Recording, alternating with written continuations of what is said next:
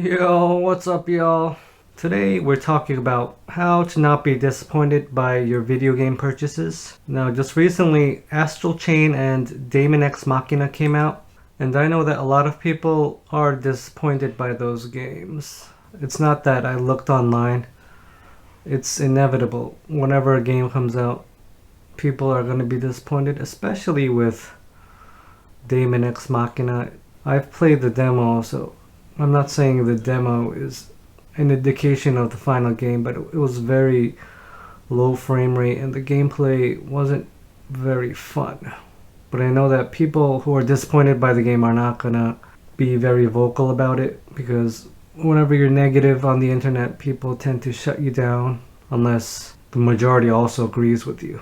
So this video is about how to cope with disappointment by yourself without having to vent online. Number one comes before you buy the game itself. It's simply don't buy games.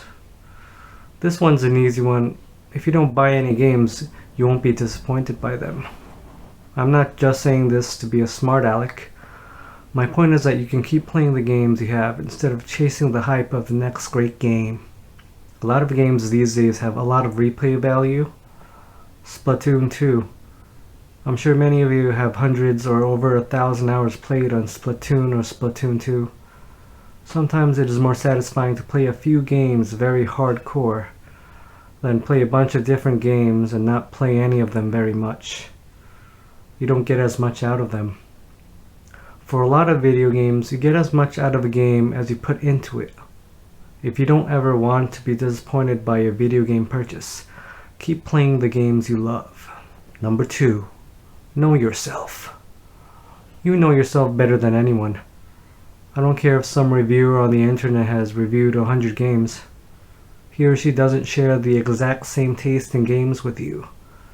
It's as simple as that, but in practice it is admittedly hard to implement sometimes.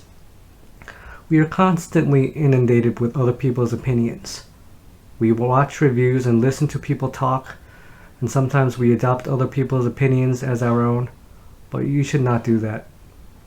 If you're new to video games, or maybe you haven't played games in a long time, that's when you may want to buy the highest rated games first, because you simply don't have a taste or preference in games yet. That's fine, but eventually you're gonna have to stop relying on other people's opinions and develop your own. What you should watch out for are people reporting on bugs, or listen for specific things about games that might make you enjoy it. If a game crashes and you can't beat the game, you should hold off until the developers patch it. If there's one little thing in a game that makes you happy and the presence of that thing supersedes all criticisms, then by all means purchase that game you want. What I'm saying is that don't listen to people's judgments on if a game is good or not. One man or woman's trash is another man or woman's treasure.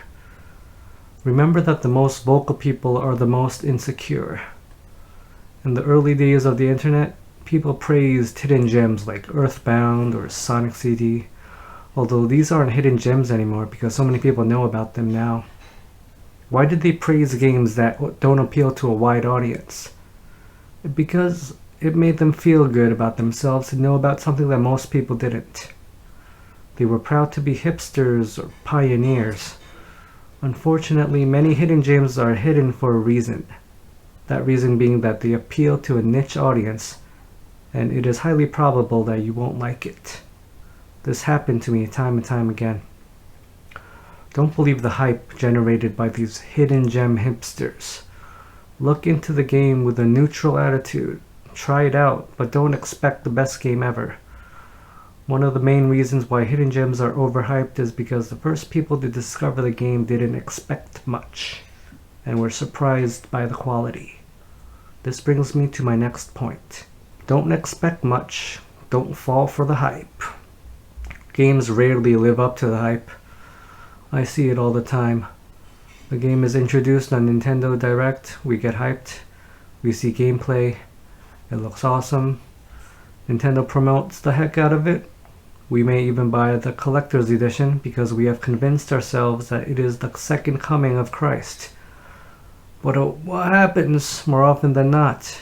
We end up disappointed and we end up with an opened collector's edition of a game that we never play. I don't think having hope is completely worthless in the world, but I think we shouldn't apply it to things we have no control over. I think we should have high hopes for ourselves. Hope will make us strive and try harder and become the best version of ourselves. But having high hopes for something from someone else is just setting yourself up for disappointment. This happened all the time when I was growing up.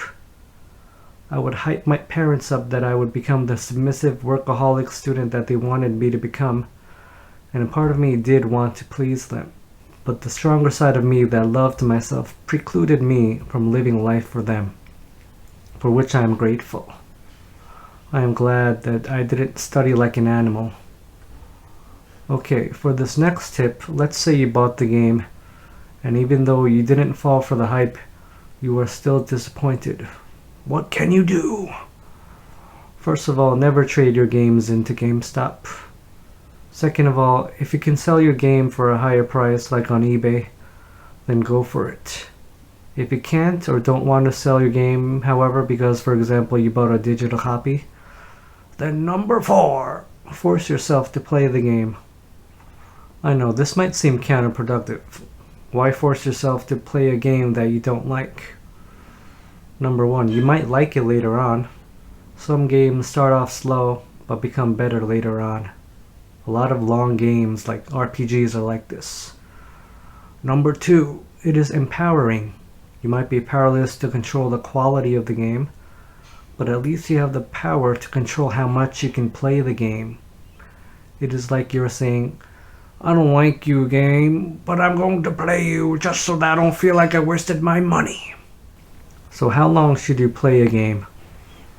I don't like putting numbers on things, but something I used to do was play a game for at least 1 hour per dollar I spent on it. So for a $60 game, I would play it for 60 hours so that I could say that I got $1 per hour of entertainment out of it. Well, thank you for joining me on another video. Have a great day.